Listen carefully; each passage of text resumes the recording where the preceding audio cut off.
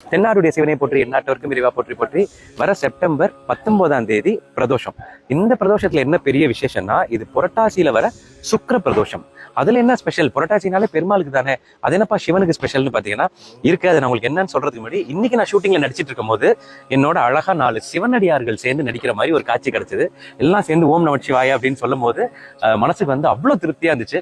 ஏன்னா நம்ம வந்து நாளைக்கு பிரதோஷத்துக்கு நான் இன்னைக்கு ரெடி ஆயிட்டு இருக்கேன், நாளைக்கு என்னெல்லாம் பண்ணலாம் அப்படின்னு சொல்லி. ஆனா அதே நேரத்துல வந்து இன்னைக்கு சிவனடியார்கள் வந்து ஓம் நமச்சிவாய நமச்சிவாயன்னு சொல்லும் போது இதுதான் சிவனோட அருள் அப்படின்னு தெரிஞ்சது. ஐயா உங்க எல்லாரோடய நடிச்சது ரொம்ப சந்தோஷம், ரொம்ப சந்தோஷம், ரொம்ப சந்தோஷம். நமச்சிவாய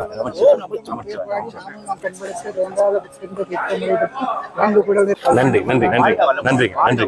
சோ இந்த பிரதோஷத்தை பொறுத்த வரைக்கும் எப்படி எல்லாம் விரதம் இருக்கணும் அப்படிங்கறத வந்து பல பேர் கேட்டுட்டே இருந்தீங்க. ரொம்ப சிம்பிள். இப்ப இன்னைக்கு வந்து வியாழக்கிழமை 18ஆம் தேதி, இன்னைக்கு ராத்திரி நம்ம ஒரு டின்னர் சாப்பிடுவோம்ல, அந்த டின்னரோட நாம பிரதோஷ விரதத்தை ஸ்டார்ட் பண்ணதா ஒரு ஐதீகம். அதாவது சிவனை நினைச்சிட்டு நல்லா ப்ரே பண்ணிட்டு நம்ம இன்னையோட அந்த விரதத்தை ஸ்டார்ட் பண்ணிடுறோம்.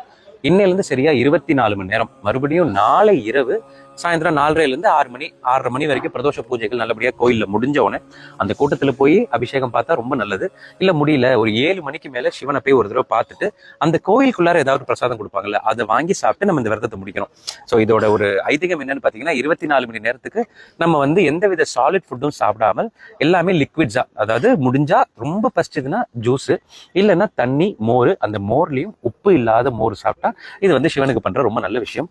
இது போக இதுல இருக்கிற ஒரு சூப்பரான ஒரு விஷயம் என்னன்னு பாத்தீங்கன்னா, நாம வந்து ஒரு 15 நாளைக்கு நம்ம உடம்புல எல்லாத்தையும் சாப்பிட்றோம். வெஜிடேரியன் சாப்பிட்றவங்க வெஜ் சாப்பிட்றாங்க, நான்வெஜ் சாப்பிட்றவங்க நிறைய நான்வெஜ் சாப்பிட்றாங்க. அப்போ சைக்கிள் வந்து சுத்திக்கிட்டே இருக்கு வயிற்றுக்குள்ளார, அதுக்கு ஒரு ரெஸ்டே இல்லை.